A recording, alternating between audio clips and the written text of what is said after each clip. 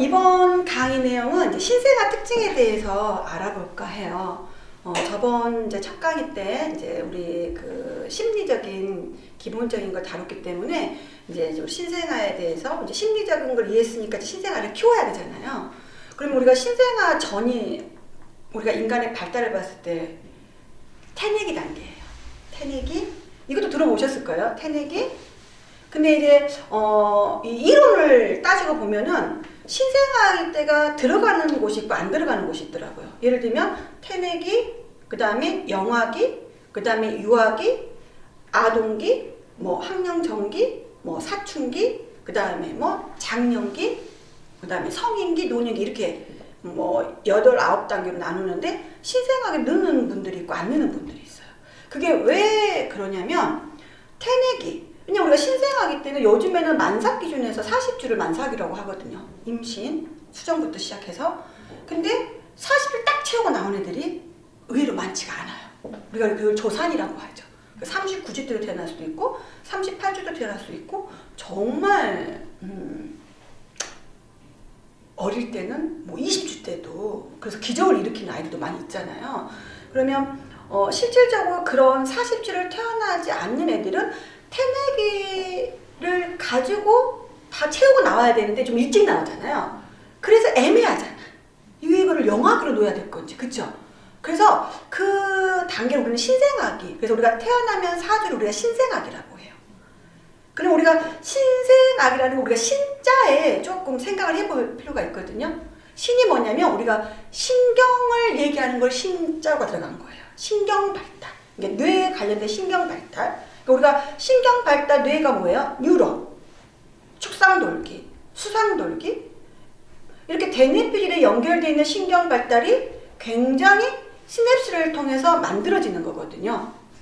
그러면 그게 신생아 때 굉장히 많이 만들어지는 시기이기 때문에 신생아기라고 하는 거예요. 그래서 처음에 그 신경 발달이 이루어지는 과정이 우리가 첫 단락에서 피아제가 얘기했던 운동 감각 얘기했죠. 오감. 그러면은 오감, 시각, 청각, 후각, 미각, 촉각. 자, 이 5가지 감각이 신생아 때 어떻게 건드리냐에 따라서 이제 이 아기의 심리적인 거, 성격적인 거, 성적인 거 이런 것들도 달라질 수 있다고 보여지는 거죠. 그러면 가장 늦게 완성된 감각은 우리가 오감 중에 어떤 감각일까요? 한번 맞춰보세요.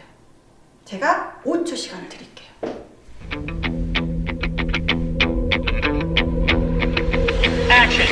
시각이에요.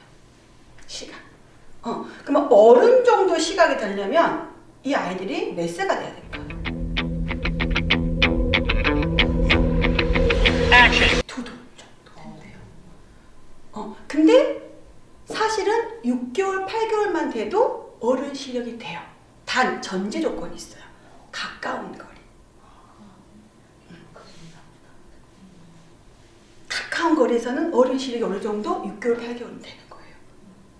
근데 우리가 생각하는 막 1.5, 2.0 이런 시력에 막 멀리 보이는 거 있잖아. 이런 정도가 되려면 최소한 2살이 넘어야 돼요.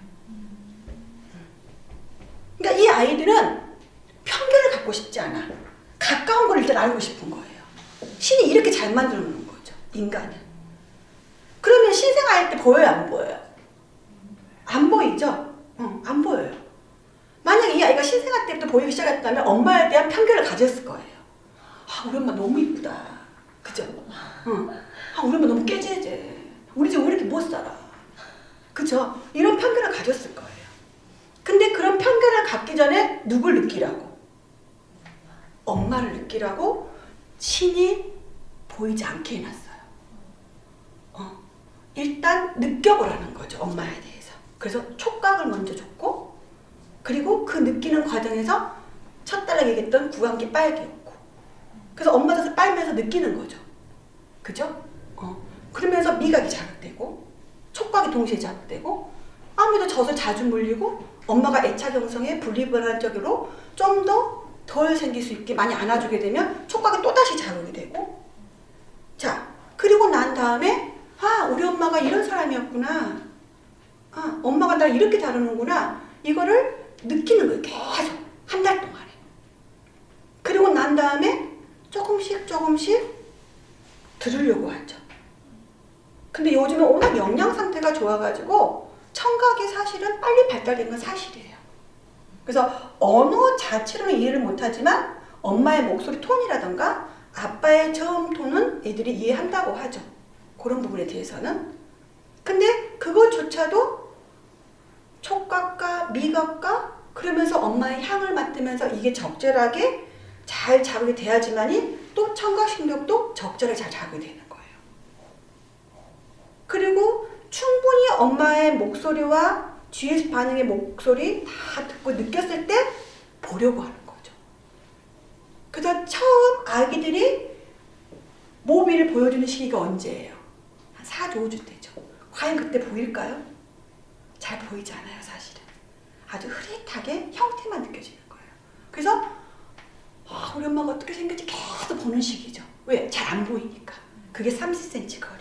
딱 모유수유하는 엄마와 아기의 눈높이죠. 이 아이는 누구만 알고 싶어, 지금? 엄마만 알고 싶어. 근데 자꾸 다른 사람이 나를 아는 척 하려고 그래. 부담스럽게. 그러니까 아기들은 난 당신 아직은 알고 싶지 않아. 자꾸 찡찡대고 표현하는데도 불구하고 어때요? 엄마가 자꾸 거부하죠. 엄마 힘들어. 그리고 먹이고 재우려고 하고 자꾸 안아주고 재워준 거 누가 해줘요? 다른 타인이 하는 거예요. 그러니까 아이들이 태어나자마자 거부당한 느낌이 들 수가 있는 거예요. 이게 결국에는 정서장애로 갈 수 있는 확률이 높다는 거죠. 자, 그럼 이랬을 때 그러면 모든 엄마인데 맨날 아이를 안고 살아야 되느냐? 그렇지 않아요. 그렇지 않아요. 분명한 상황이 있어야 된다는 거죠. 안을 수 없는 상황. 해줄 수 없는 상황. 왜? 아기들은 그걸 본능적으로 알거든요. 일부러 엄마가 꾀부리면서 해줄 수 있는데 다른 사람을 떠넘기는 건지 아니면 진짜 뭔가 힘들어가지고 해줄 수 없는 상황인지 아이들은 알아요. 왜? 감각이 뛰어난 아이들이기 때문에. 그거를 우리가 어른들이 봤을 때 알 수 있는 방법이 있어요. 가끔 보면 신호등 이렇게 건널 때 있죠. 그러면 누군가가 나를 이렇게 쳐다보잖아요. 나한테 화를 내지 않았어. 별로 인상도 쓰지 않았어. 근데 저쪽에서 나를 봤을 때 그 눈빛을 보면 기분 좋게 쳐다보는지 기분 나쁘게 쳐다보는지 알아요, 몰라요? 감각적으로 알죠. 우리 어른들도 이렇게 감각이 둔한 우리들 같은 사람들도 그걸 아는데 엄마가 아기를 안았을 때 젖을 줬을 때 감각적으로 그냥 하기 싫은 억지를 하는구나 알까 모를까? 알아요. 알아요. 왜? 얘네들은 느끼는 게 정말 강한 아이들이기 때문에 천재성을 갖고 있는 애들이거든요. 근데 이런 것들을 다 어때요? 잠재워버리는 거죠. 깨우쳐줘야 되는데 그 깨우치는 첫 번째 단락이 빨기욕구예요. 왜? 아기가 빨기를 막 하려고 한다는 거는 살아있다는 거고 욕심이 생긴다는 거고 동기부여가 있다는 거고 행복감을 만들기 때문에 더 하고 싶고 막 뭔가 아기가 노력을 한다는 거거든요. 근데 오히려 그걸 막 빨기를 해야 될 시기 때 잠만 자고 있고 자 그걸 우리 어머님들은 순하고 착하다고 표현을 하죠. 그게 아니죠. 표현을 안 하고 있는 거죠. 표현 안 하고 있는 거예요. 근데 그런 잠재졌던 것들이 표현 안 하고 있다가 나중에 언제 폭발해요? 4, 5개월 쫙 폭발하는 거예요. 그걸 우리는 100일의 기적과 기절이 나눠준다고 하는 시기죠. 흔히 엄마들이 얘기하는 시기에. 그래서 우리가 신생아 때 이런 감각적인 거를 얼마나 적절하게 잘 활용하고 건드려주냐에 따라서 또 다른 다음 단계 아이들의 안정감 있게 크고 정서장애가 안 생기고 물론 정서장애가 생기면 결국에 그게 행동장애가 또 생겨요. 행동장애가 생기는 경우는 그때부터 이제 뭐가 들어가요? 반항, 분노, 공격성, 과격한 공격성 그리고 습관적 거짓말이 나타나게 되는 거죠. 정서장애에서는 그냥 뭔가 자기에 대한 욕구에 불만족스럽기 때문에 약간 수치감을 느낀다거나 위축감을 느낀다거나 우울감 이런 걸로 끝나지만 이게 또 다른 단계에서 채워지지 않았을 때는 행동장애가 생겨버리는 거예요. 그래서 제가 얘기했던 구강기, 실내 불신감 이런 것들이 중요시했던 부분이고요. 그래서 우리가 신생아 때 이런 특징을 좀 어머님이 알고 아기를 다뤄주는 게 얼마나 중요한 건지 아셔야 되는 거고, 또 두 번째, 우리 신생아 아이들은 없는 게 있어요. 어른들이 갖고 있는 것 중에 이렇게 감각이 뛰어난 아이들 중인데도 불구하고 없는 게 있어요. 그게 뭐냐면 땅구멍이에요. 땅구멍. 땅구멍이 없어요. 신기하죠? 그럼 땀이 어디로 배출될까요, 아이들은? 그래서 애들이 얼굴에 태열이 많이 생기죠. 열이 다 어디로 가요? 머리로. 왜? 뇌가 쓸 게 너무 많아, 지금. 막 폭발 직전이야. 막 신경이 막 계속 만들어지고 있어가지고. 폭발 직전이에요. 그리고 또 없는 게 있어요. 침이에요, 침. 침이 없어요. 자, 침이 없기 때문에 엄마 젖을 빨았을 때 처음엔 아프게 느껴질 수밖에 없어요. 그때 아기들이 거칠한 감도 느끼고, 그러면서 거칠한 감을 느껴서 엄마 젖 빨면서 너무 딱딱해 거칠했는데 침도 없어. 이거를 조금 야하게 표현하자면 아기가 엄마 젖을 빨은 건 어떻게 보면 피스톤 운동이거든요. 우리가 성적으로 봤을 때 피스톤 운동인 거예요. 그러니까는 남녀가 너무나 건조한 상태에서 사랑을 하는 거하고 똑같은 거예요. 그러니까 처음에는 막 아파, 나 아파 이러고 있는 거죠. 근데 이 사람이 나에게 애무를 해주고 사랑을 주니까 자연스럽게 뭐가 분비해요? 호르몬들이 분비해가지고 좋아졌어. 그러면서 어때요? 상대는 성취감을 맛보고 또 상대는 만족감을 느끼겠죠. 그러면서 뭐가 싹 튼다고요? 신뢰와 불신감이 싹 트는 거예요. 애기도 마찬가지예요. 애기도 엄마 딱 빨면서 아씨 딱딱해 나오지도 않아. 막 엄마 아파 엄마도 아프다 하다가도 계속 반복적으로 엄마가 노력을 해. 쓰다듬어주고 안아주고. 이게 애무죠. 이건 애기한테 애무해준 거랑 똑같아요. 그러면서 옥시토신 호르몬이 분비하고 프롤락틴 호르몬이 분비해서 초유가 빨리 나오기 시작해서 꼭지에 어때요? 윤활 역할을 해주니까 어때요? 뭐가 나오기 시작했어. 애기가 빠니까 촉촉한 게 나오기 시작해. 막 맛도 다양해. 엄마가 먹는 게 다 나와. 오늘 고기 먹었으면 고기 맛이 나오고 야채 먹었으면 야채 맛이 나오고 너무 다양한 맛을 느껴. 신선해. 너무 좋아. 그래서 아이가 내가 싫었는데 참고 빠니까 뭐가 나오니까 성취감을 맛보겠죠. 그리고 또 아이 엄마는 어때요? 내가 얘한테 이렇게 해주니까 얘가 또 이렇게 뭔가 먹어지고 있구나. 보람을 느끼죠. 그쵸? 그러면서 또 엄마와 아이의 신뢰가 생겨요, 안 생겨요? 생겨가는 거예요. 그래서 신이 처음부터 넣어주지 않았어요. 처음부터 그런 것들 만들어주지 않았어요. 왜? 겪어보라고. 근데 우리 어머님들은 그걸 겪으려고 해, 안 해? 안 해. 그러니까 원초적인 걸 겪으면서 뭔가를 만들어가야 되는데 원초적인 거를 겪지 않고 건너뛰면서 가려고 한다는 게 지금 우리 현재 수유의 어려움을 겪고 있는 거라고 생각하시면 돼요. 자, 땀도 마찬가지예요.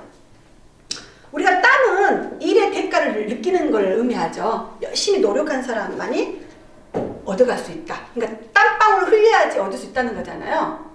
자, 아기들은 일단 땀구멍에 관련된 신경들이 아직은 미흡하기 때문에 막 땀이 솔솔 나오진 않아요. 근데 우리가 젖먹던 힘까지 들어보셨죠? 아까 얘기했던 그런 딱딱한 가슴을 젖먹대가 쫙쫙 빨았을 때 이 신경이 어때요? 땀구멍을 건드려 주는 거예요. 신경 자극을. 근데 그게 안 되는 애들은 나중에 1차적으로 약간의 문제가 생길 수 있는 게 뭐냐면 아토피가 생길 수도 있다고 하죠. 왜? 우리가 아토피 있는 분들의 특징을 보면은요, 땀이 별로 없어요. 땀이. 왜? 우리 몸에 있는 노폐물이 배출해서 나와야지 순환이 되고, 또 순환이 돼야지 혈액순환도 잘 되고, 혈액순환이 잘 돼야지 면역체계가 좋아지고, 면역체계가 좋아야지 외부 균에 방어할 수 있는 힘이 생기는 거잖아요. 그렇잖아요. 근데 근본적으로 노폐물이 배출이 안 되는 거예요. 그러면 아무리 혈액순환을 시켜도 어때요? 그 노폐물이 내 몸에 계속 있겠죠. 그럼 아무리 좋은 면역 유산균들이 많이 있어도 어때요? 감당하기 힘들 수 있어요. 그러니까 몸이 약해질 수밖에 없는 거예요. 방어를 못하는 거예요. 그래서 피부가 어때요? 건조해지기 시작하고 가렵기 시작하고. 그러니까 땅구멍이 많이 발달돼야 되겠죠? 어렸을 때부터. 그럼 땅구멍이 많이 발달되려면 이 아이가 힘껏 노력해야 돼, 안 해야 돼? 해야 되는 거예요. 근데 엄마 젖을 빨면 쫙 좀 나와봐. 너무 많아가지고. 노력 안 해도 막 쏟아져. 왜? 애기가 힘껏 노력하기 전에 마사지로 열심히 만들어놔가지고 거저먹게 만들어놨기 때문에.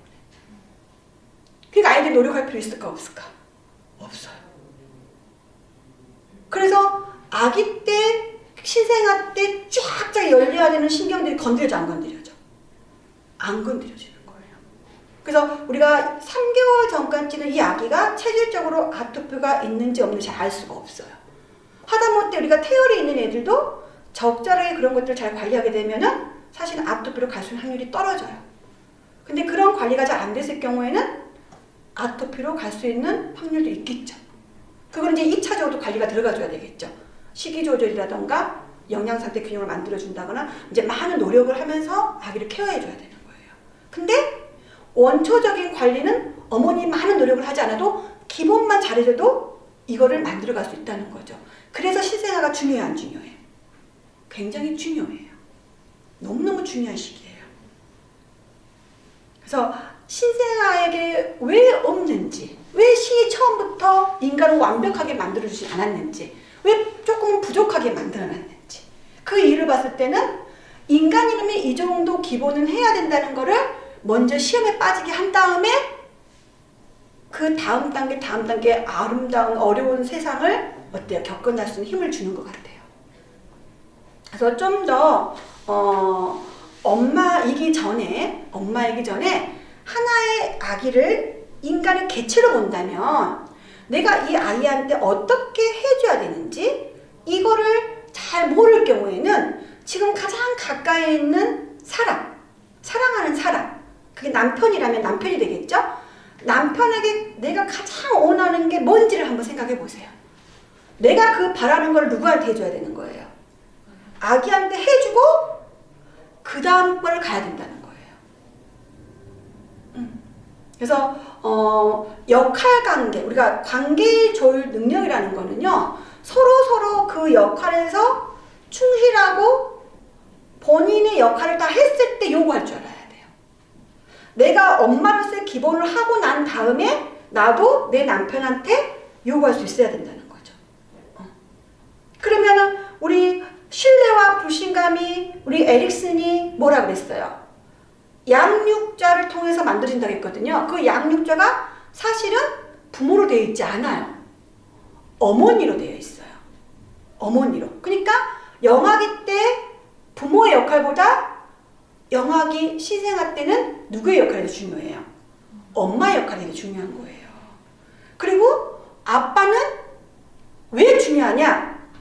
아기를 안정감 있게 파악하고 케어하기 위해서 엄마가 심리로 안정이 돼 있어야 되겠죠. 그러면 나부터가 누군가에게 사랑받는다는 걸 느껴야 되고 행복감을 느껴야 돼. 그게 누구야? 남편이에요. 아니면 가장 가까이 있는 사람이겠죠. 그래야 안정감을 느끼고 신뢰감을 느끼겠죠. 그래서 결국에는 엄마가 아기를 잘 케어할 수 있게 신뢰감을 주고 사랑을 주고 하는 부분에서 아빠가 필요한 거예요. 엄마를 위해서. 그리고 엄마는 누굴 위해서 필요해? 아기를 위해서. 그래서 실질적으로 아기는 누구만 반복적으로 일관된 모습으로 잘 보면 되는 거예요. 엄마만. 마찬가지로 아빠는 엄마 비유만 잘 맞추면 되는 거예요. 왜? 일관된 모습으로 안정된 모습으로 엄마 비유만 잘 맞춰주게 되면 결국 이 엄마가 그 사랑이 다 누구한테 가? 내 아이한테 가는 거야. 그래서 아빠와 엄마와 아기는 세 사람이 관계가 어때요? 돈독해야 되는 거죠. 신뢰감이 형성돼 있어야 되는 거예요. 그래서 이런 영아기 때 신뢰의 바탕이 된 아이들은 나중에 성인이 됐을 때 서로 부부간에 문제가 생겨도 아이들은 어때요? 안정감이 클 수 있는 확률이 높아요. 그 정도로 영아기, 신생아기 때가 중요하다는 거예요. 그 개념을 꼭 이해하시고 엄마로서의 자세를 다시 한번 생각해 주셨으면 좋겠어요.